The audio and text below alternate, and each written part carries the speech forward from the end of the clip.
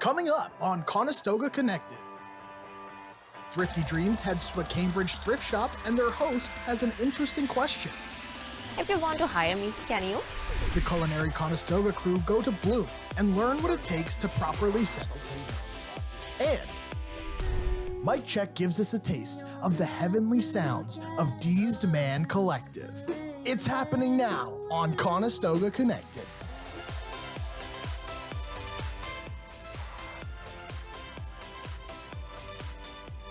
Hello everybody and welcome back to Conestoga Connected. I'm Phil Van Dyke. And I'm Shivangi Sharma. We have lots of fun and exciting things planned for today's show. We sure do. From seeing a great band to learning about the latest memes, we've got it all. Let's not waste any more time and get right into it. So what have you been up to lately, Shivangi? Well, the small town vibe team and I took a trip to Elora, which was super interesting. I got to learn a lot.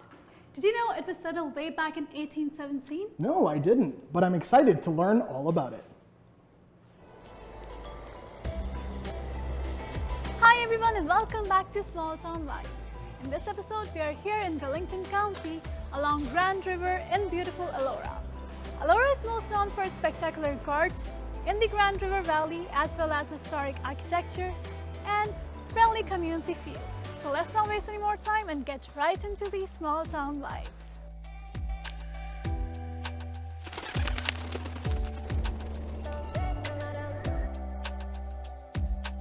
Welcome to Elora and welcome to Mermaid in Elora. So I'm Colleen, I'm the manager here. The owners have had this shop here in town for close to 30 years. We specialize in sterling jewelry, and then beyond that we carry thousands of different items. We're in our door knocker room, which is one of our most popular rooms. People think it's pretty cool. We do have the largest selection of door knockers in Canada for sure, possibly North America.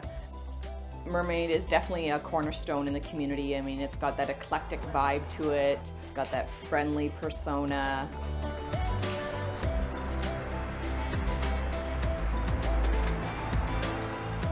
Elora is special because it's eclectic. It's a great combination of different restaurants and cafes. It's got a great downtown. It's very authentic. It's a real town. It's not a pretend town. It's not a Disney town. And people come to Elora because they want a real experience. They want to check out our shops and our cafes and our stores. It's just a really, really nice place to visit, and it's a great place to live. It was a village back in the early 1800s, and it really early on it became a tourist destination from people from Toronto and the surrounding areas, and that's one of the key draws to this date is just the natural environment that we have here. And we've built on that with amazing downtowns and historic buildings, and it's just a really nice place to be.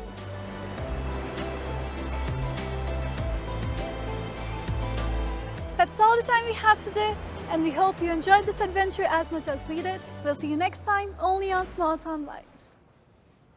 Phil, what's in the bag? Oh, glad you asked. I've been going to thrift shops featured on Thrifty Dreams. Hope you have some more cash left over because Thrifty Dreams has a new spot for us to check out. Welcome back to our show, Thrifty Dreams. Today we are at Cambridge Uptown Thrift Store to find some unique stuff. So without wasting any further time, let's go inside.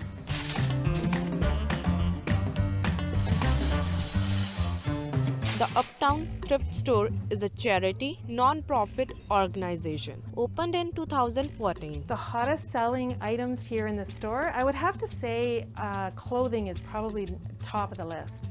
What kind of donation do our guys accepting most? We are always in need of household items, home decors, and most importantly clothes for both males, females, children, teens. If you want to hire me, can you? Actually, we do have a program. We run a program called the Yes Program in the store. So we do hire young people to participate in that program. They get a work experience for 3 months. In addition to Yes program, argues residents community providing jobs, homes and training to young people. Do you come here often for the shopping? About every day except holidays. So are you only coming at this thrift store for the shopping or going somewhere else? No, just here because it's closer to where I live. And their prices are pretty good. That's the best thing about the thrift I get stores. cheaper. Yeah. I'm going to challenge you if you find any item that relate to your outfit within a 1 minute. Okay, Are you? I'm ready. Okay, so your time starts now. And your time's up. I got some Santa hats to wear, and I got my red glasses. It all suits my shirt. Santa with glasses. Yeah, It's pretty all good. nice and red. This is all the time we have for the Uptown Thrift Store, and now it's time to say goodbye to the Uptown Thrift Store. I'm your host Simrandeep Kaur Boparai for Conestoga Connected with my team Paulo and Abigail. So bye bye. Check what else I got at the thrift store. That's so cool. If you're so into music, you might like this next band Mike Check Talk to. Hello, and welcome back to another episode of Mic Check. I'm your host, Jane Dunning, and without further ado, let's go meet our guests.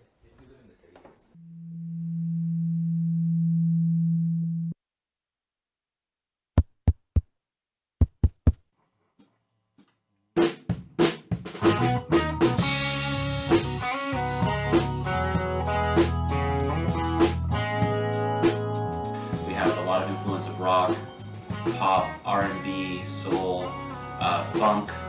So sometimes our sound can get pretty eclectic, but also it can also just like manifest as a hip hop song. It kind of has a wide range. You said you couldn't stay. It's getting late, and you'll have to get up soon. I'll lay in bed away, and I can shake the way I For me, music has just been an outlet to a lot of things I haven't gone to do, or just things I would have never expected to see myself doing. It's just inspiring to see that, you know, everyone is working towards their craft and everyone has their own voice.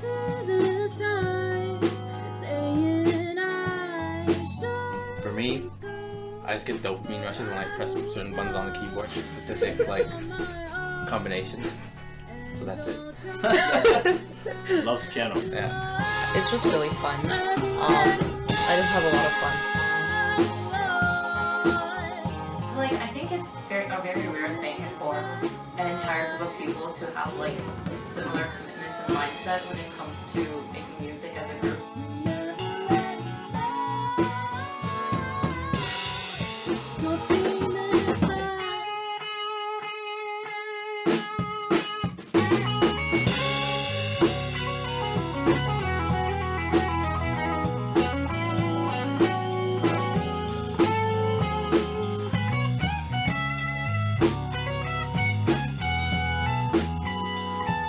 Well, thank you for joining us on this episode of Mic Check. I'm your host, Jaden Dunning, and we'll see you next time. What are you listening to? Huh? What are you listening to? Oh, I'm listening to the last segment's recommendation. Do you think they have it on vinyl? If they do, I'm sure Record Scratch just knows where to look. Hello everybody and welcome to Record Scratch. On today's episode we're at Orange Monkey Records in Waterloo.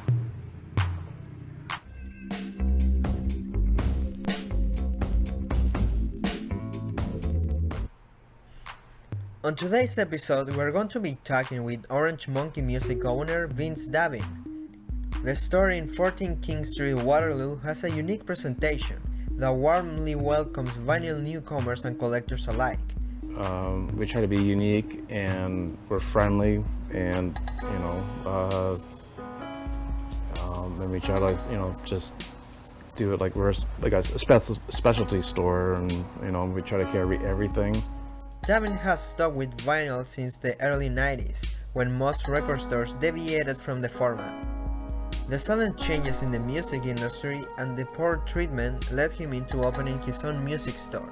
I went, no, the heck with it. I'll open up my own store, and with a lot of luck, I opened up my own store, and the store I worked at is no longer in business.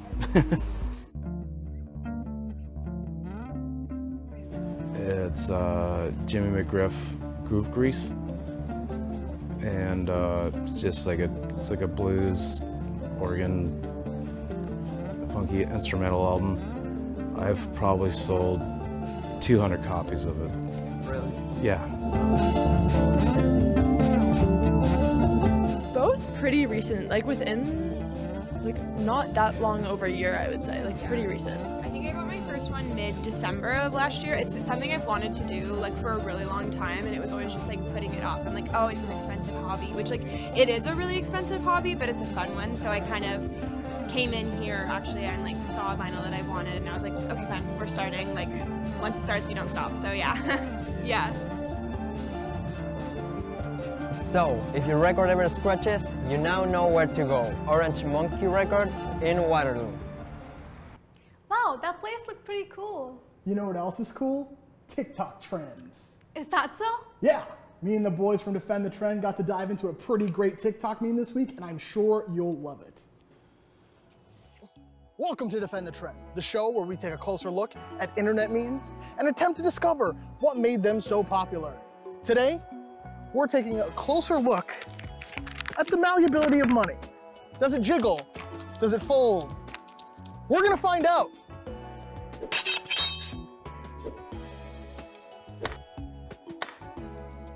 Well, I mean, I know you have rap, sorry. I have rapped in a program I did, a Weird Weekends episode about rap. Can you remember any of the rap that you did? My money don't jiggle jiggle, it folds. I'd like to see you wiggle wiggle, for sure, and make you wanna dribble dribble. You know, riding in my Fiat, you really have to see it. 6'2" in a compact, 500 nuggets. And chips. My money don't jiggle jiggle, it folds is the iconic opening line to Louis Theroux's Weird Weekend rap performed on Amelia de Moldenberg's YouTube show, Chicken Shop Day. We met before. No, we didn't. The camera switched on. What's your best chat up line? Oh. Hi. Is that it? Esports coordinator Jeff Chong and Kevin Tate, a student at the University of Guelph, give their thoughts on why they think this particular meme became so popular. It was natural, organic, and this guy was just like, stepping out of his comfort zone and whatever. I think it became so popular because it's so out of character for the person who's rapping the song. It's like an older, skinny, white dude. It's all on me, we gotta get this cheese. Oh, it's all we need. That it just made into a song that was sort of catchy, with a catchy beat, and people just thought it was funny and they want to just keep on sharing that. I think that the TikTok algorithm is really good at showing people what they want to see. The way the algorithm and everything works is that you want to have the largest amount of retention. That's why, typically speaking, longer videos don't do the best because people usually get bored of it within the first 10 to 15 seconds, especially on TikTok. Whatever that you're putting out there is engaging throughout. Otherwise, it'll just fall off. That's all for Defend the Trend this week. See you next time. There's nothing better than a home-cooked meal. I couldn't agree more. But have you ever wanted to learn how to properly set the table? Actually, now that you have mentioned it, Culinary Conestoga is showing us that today. Let's take a look. Hey, we're back at our favorite restaurant, Bloom. We're gonna help set up the dining room for tonight.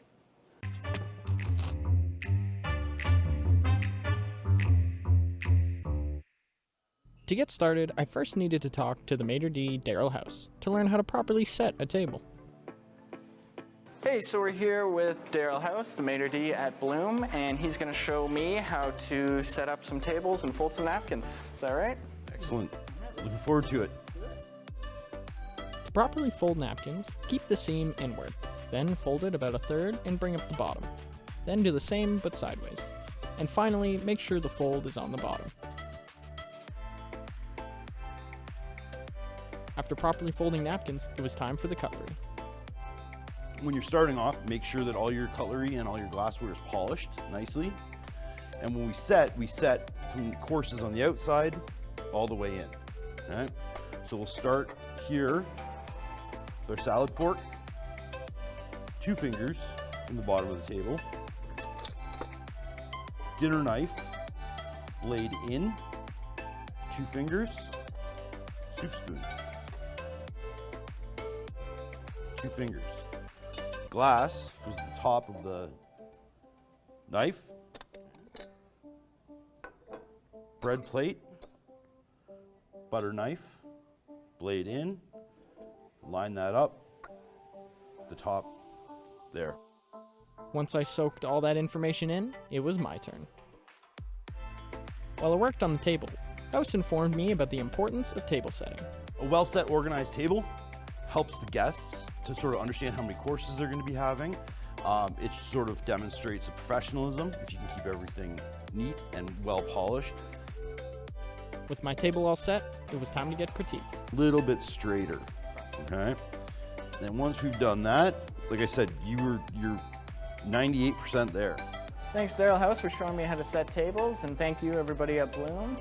Catch you guys later. That's all the time we have for today, but don't go anywhere. Angelica and Simran are coming right up with the second half. And they have just as much fun planned for you. I'm Shivangi Sharma. And I'm Phil Van Dyke. We'll see you next time. This week on Conestoga Connected, Sensational will teach us how to easily and quickly master the Kuburo martial art. Next, in Jobbing Around, we will get to know if the host will be able to hold on the intense spin class. Later, get ready to sense an amazing experience of visiting Warplane Museum through your TV screens. This and much more on Conestoga Connected. Welcome back to the second half of Conestoga Connected. I'm your host Simran Kaur. And I'm Angelica Sampaio. We've got a lot to share with you today. Martial arts, delicious food, exercise, and history. Shall we get started? Sure. Simran, have you done anything to break up your routine lately? I have. Believe it or not, I tried the Kuburo martial arts style that requires agility, coordination. Watch this. Hello guys, I'm Simran Kaur and welcome back to Sensational. Today we're going to learn some different forms of martial arts, and the one we're going to learn today is weaponry. So let's go inside and check it out. Driftwood Martial Art was opened in 1999 by Sensei Adair Rice. It is one of the first martial arts studios to be opened and run by a female instructor. The Kuburo program is designed to introduce students to a broad range of weapon arts.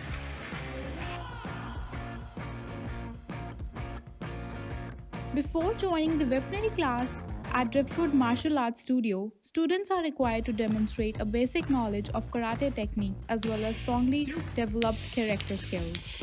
So weaponry is all kinds of fun. You get to hit sticks on sticks, you get to do cool tricks with them. The biggest piece of advice I can give is don't think about it. You get too caught up in what the stick's doing. The stick's going to do what it's going to do. You just have to move your hands and hopefully it's in the right Today position. I tried it by myself, right? Yeah. So I don't. Yeah, but the more you think about it, the harder it's going to get.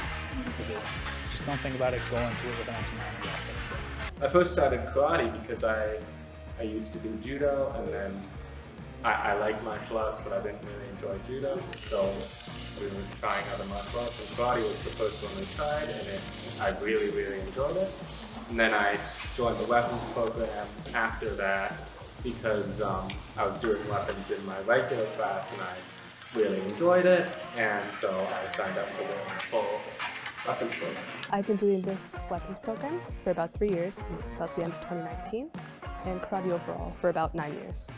I decided to join this class specifically because whenever I would see anybody practicing with weapons on TV or perhaps at tournaments, that was always something that stuck with me. I thought it was really creative and interesting, and especially coming to this class, you see really the historical significance of weapons.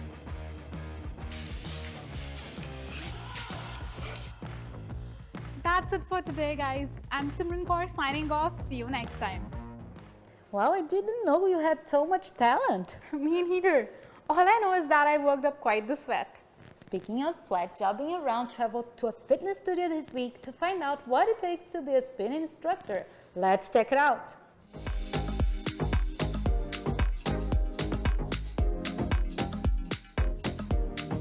Oh, hi there. Today we're at Whole Health Fitness in Cambridge. We're going to see what it takes to be a spin instructor. Let's get to it.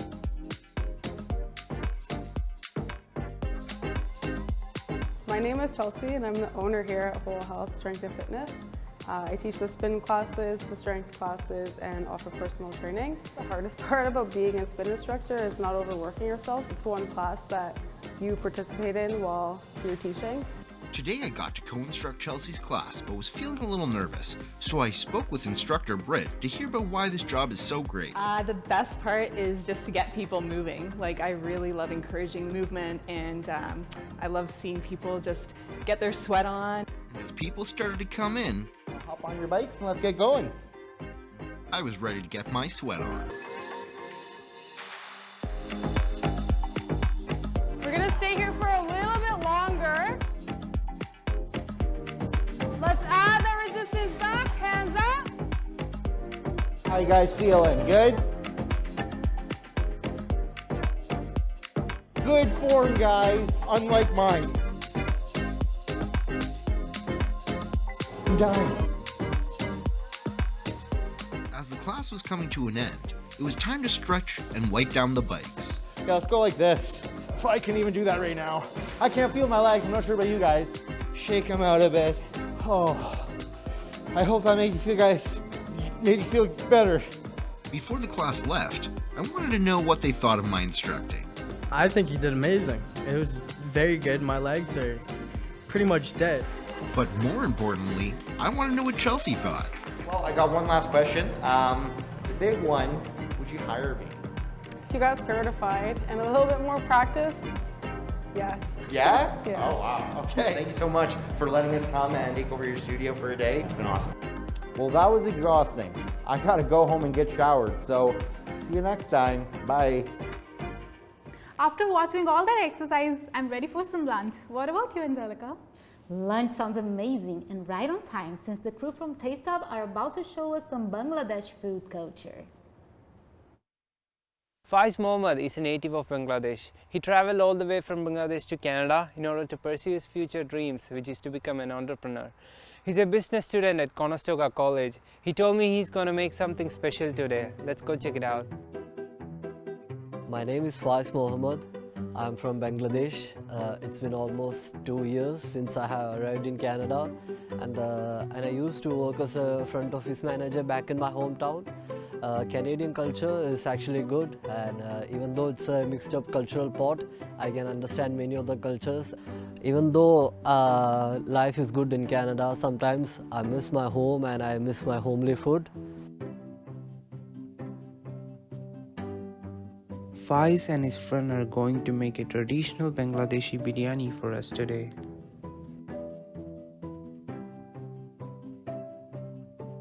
For us, biryani is another name for love. We never get tired of eating it because of its rich ingredients and spices. Marinate the chicken with all the spices and cook the rice alongside. Give it a nice mix and keep it for an hour. Caramelize the onions. Put boiled rice and cooked chicken in different layers and steam it. And wait for a few minutes to get this beautiful biryani.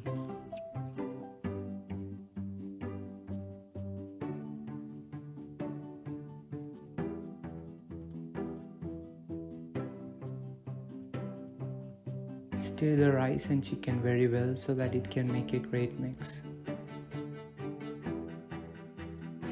So this is our special food. This is the biryani we make at home. So you can taste it now. So what do you think about it? This is so good. Yeah, especially the spices.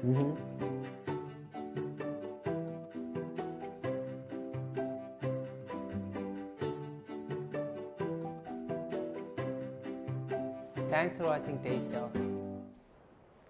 Hey Simran, now that it's getting chilly outside, I think it's time to update my wardrobe. Oh, I like that idea. The Sea Cruise did the same thing on this episode of The Green Choice. Can't wait to see how he made sustainable and affordable. Vintage clothing and thrifting has been a trend recently, but sometimes you can't always find what you like. So today we're at Gold Vintage to see if they have any good pieces and see if I can get something for myself.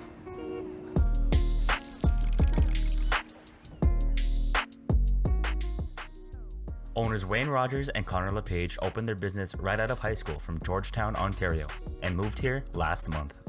We were like consumers of vintage for a long time before actually started reselling stuff, and we kind of just figured that we could do it better ourselves, and we have a good taste and curation, so that's mainly what we offer to people. I just kind of thought it was cool, you know, like everything's kind of unique in terms of like collecting.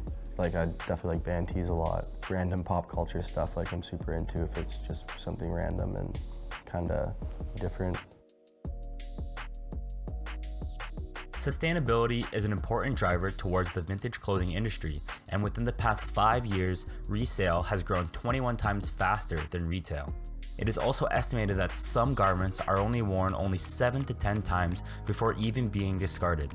Luckily, Gold Vintage has a buy, sell, and trade system, so you can trade your own vintage pieces in for something you might like in store. We do more value in trade-in. If someone wanted something here and they had a piece or an item they wanted to trade in, that's where the customer really wins because we offer higher than we would in cash. It's sustainable, it's affordable, and then when you buy vintage, it holds value within the community. So like if you buy something that's like fast fashion, if you buy it, it really has no value afterwards. Like you can't resell it. But like if you bought a shirt here, you could bring it to a different vintage store if you don't want it anymore, and it holds pretty much the same value, if not more.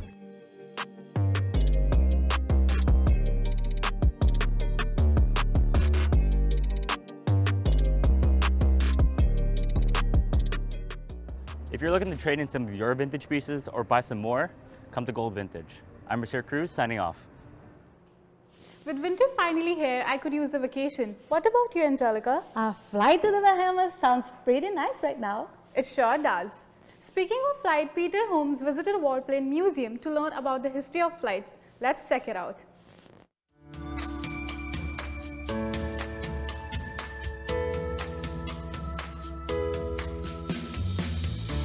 Today we are here at the Canadian Warplane Heritage Museum, located at Airport Road, Mount Hope. Let's go check it out. The museum was founded in 1972 and houses planes that date back all the way to World War II. Volunteering with the Canadian Warplane Heritage Museum, it's an amazing experience. You get to meet people and visitors from around the world. In addition to the static exhibits, we have an amazing collection of aircraft, and our aircraft fly. Really? Some of our aircraft fly, and members can come in and visitors can come in and get flights in World War II aircraft. We have about 50 aircraft in our collection, and about 20 of them are airworthy or ready to fly. Not all flew this past summer. Of course, it's been a shorter year with all the concerns this past year. But we had up to 15 flights a day this past summer. Now, we're going to go check out the museum's flight simulator and see if I have what it takes to become a pilot. So this was used as a training aircraft, so there was always another crew member on board, because the instructor pilot would be telling or monitoring how the trainee pilot was doing. Oh, and we're done.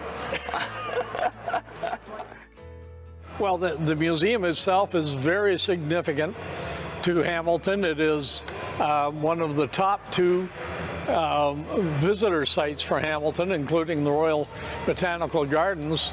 We are known internationally. We're one of very few museums of this kind in the world. We're the only one of its kind really in Canada. And of course, we're home to the famous Mark 10 Lancaster bomber, which has been flying with us now for, I think, 34 years. Next year will be 35. And it was restored here and operates here along with all the other airplanes that we fly. It's a very significant tourist facility in Hamilton. Thank you to the Canadian Warplane Heritage Museum for having us for this episode of Blast from the Past. I'm your host, Peter Holmes, signing off. Well, we've arrived at the end of Conestoga Connected Season 15. It has definitely been a wild ride. It sure has. We'd like to thank you for joining us this season. But don't worry, Conestoga Connected will be back in action soon. I have been your host, Simran Kaur. And I'm Angelica Sampaio. Don't forget to follow us on Instagram and YouTube. Thanks for watching. Bye.